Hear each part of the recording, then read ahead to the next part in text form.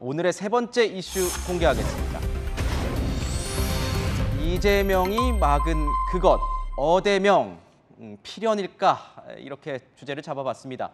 90년대생 이대녀, 박지원 전 비대위원장이 밝힌 당대표 출사표의 이 상징성은 굉장히 특별했습니다. 그런데 이 민주당의 당헌 당규상 출마가 결국 좌절됐습니다.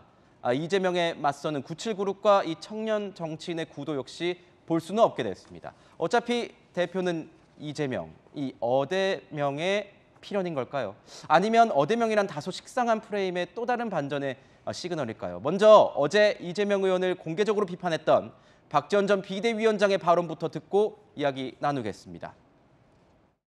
대선 이후 지선을 거치면서 좀 이재명 의원이 달라졌다라고 좀 생각이 들더라고요. 성범죄 문제에 대해서 단호하게 대처할 것을 이제 몇 번이고 저와 약속을 하셨는데 뭐 이제 최강욱 의원 사건 등에 대해서 거의 어떤 말도 하시지 않았어요. 심지어 제가 이야기를 하려고 할 때 이제 그런 발언들을 막기도 하셨고, 이게 저는 온정주의라고 생각을 했거든요. 수사 관련해서도 너무 문제가 많은데 이재명 의원이 당대표가 됐을 경우에 정치 보복을 하기 위해서 계속해서 이제 시도를 할 것이고.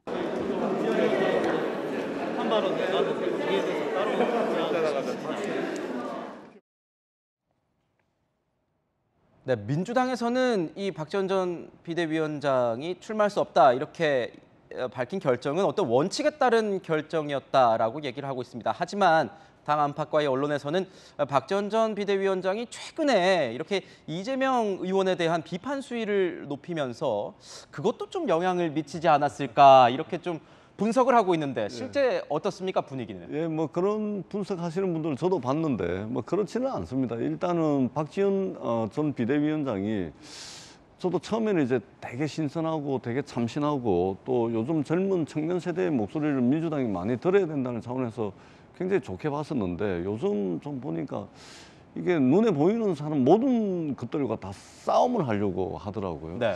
그런 측면에서 이건 좀 아닌 것 같은데라는 이제 실망도 좀 들기는 하는데, 어떻든 최근에 이제 쏟아내는 발언들을 보게 되면 이재명 의원에 대한 비판 목소리만 있는 게 아닙니다. 눈에 보이는 모든 대상들과 지금 다 비판을 하고 있고 다 싸움을 지금 벌이는 그런 형국이라 일각에서는 뭐 모두각이라고 이렇게 표현을 있습니다. 하는 네. 분들도 지금 있더라고요. 좀 그렇게 네. 가고 있습니다. 그래서 조금 좀 불안해 보이고 조금 더 좀 절제될 필요가 있어 보인다 이런 생각이 드는데, 저거 이재명 의원에 대한 비판 때문에 저런 것은 아닙니다.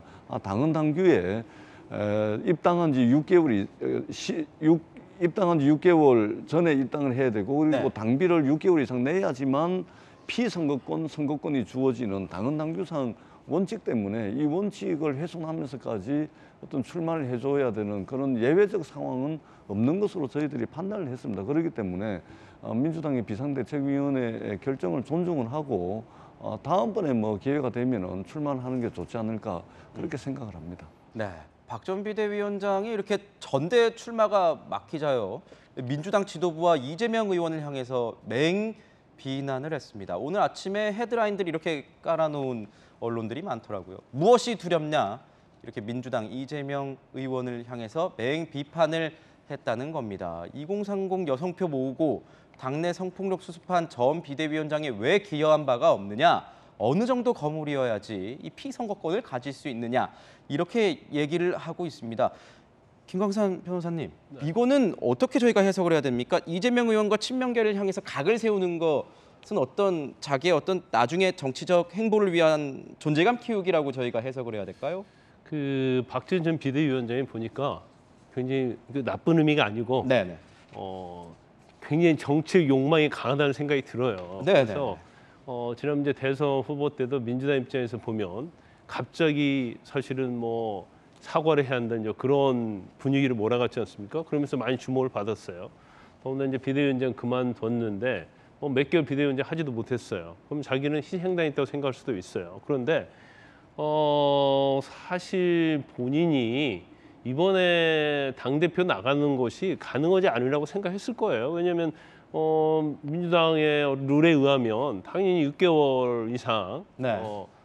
당원으로 자기를 유지했어야 하는데 그런 것이 안 됐잖아요. 근데 그럼에도 불구하고 전대에 출마하겠다고 하고 저렇게 맹비난을 하는 것 자체는 사실은 자기의 존재감이라는 것이죠. 근데 일반적으로 전에 보면 말이죠. 이제 비대위원장이 물론 김종인 비대위원장 같은 분도 있었지만 대부분이 거의 어려운 시기에 불쏘시개 역할을 하는 거예요. 네.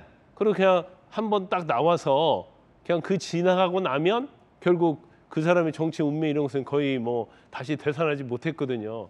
근데 박지원 전 의원도 그럴 거라고 생각했는데 본인은 그런 걸 알기 때문에 제가 볼 땐 정치를 하고 싶은 거예요.